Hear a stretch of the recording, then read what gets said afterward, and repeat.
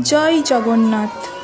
নমস্কার বন্ধুরা, ঠিক এইভাবেই গল্প হোক আমাদের ইউটিউব চ্যানেলে ফিরে এলাম রথযাত্রার নতুন একটা ভ্লগ নিয়ে।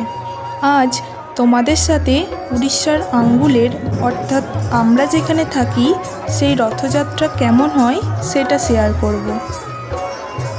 শাস্ত্রে আছে রথস্থ বামুনং দৃষ্টা পুনর্জন্ম ন বিদ্যতে, অর্থাৎ রথের ওপরে খর্বাকৃতি ব্রাহ্মণ জগন্নাথকে দর্শন করলে তার পুনর্জন্ম হয় না।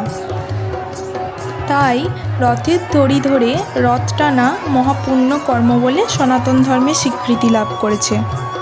প্রচুর মানুষ এই জগন্নাথ বলরাম সুভদ্রার রথযাত্রায় মিলিত হয়েছে এবং তার সাথে চলেছে রথ টানার ভিড়। এবার কীভাবে জগন্নাথ দেবকে মানুষ আহ্বান করে নিয়ে যাচ্ছে দেখতে থাকে।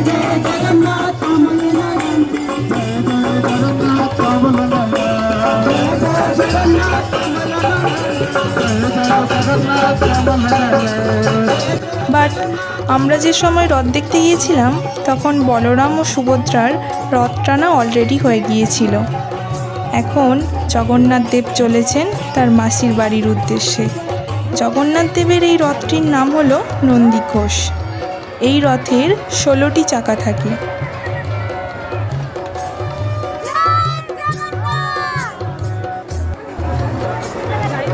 রথযাত্রার উৎসব হচ্ছে বড় ভাই বলরাম বা বলভদ্র ও বোন সুভদ্রাকে সঙ্গে নিয়ে শ্রীকৃষ্ণের বৃন্দাবন যাত্রার স্মারক। তিনজনের জন্য আলাদা আলাদা 3টি রথ থাকে।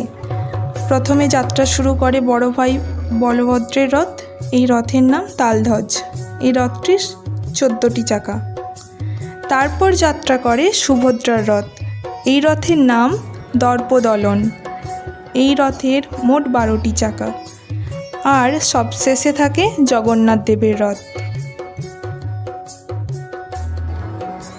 এই মন্দিরটি হলো জগন্নাথ দেবের মাসি বাড়ি। এটা আঙ্গুলের জগন্নাথ মন্দির থেকে প্রায় 1 কিলোমিটার দূরে। আর খুব বড় করে এখানে মেলা বসে। এখানে আমাদের মধ্যে খুব গভীর ডিসকাশন চলছে, জানি না কি নিয়ে, মনে নেই।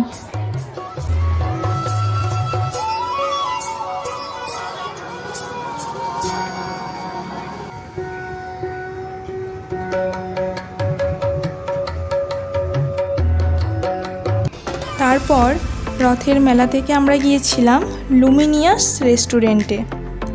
রথ দেখার কলা বেচা প্রবাদটিকে সার্থক করার জন্য। ছাদের ওপর এই ওপেন রেস্টুরেন্টের ভিউ ছিল অসাধারণ। আমরা কিছু ফটোশ্যুটও করেছিলাম ডিনারের পর। চলো টাটা, দেখা হচ্ছে আবার নেক্সট কোনো একটা ভিডিওতে।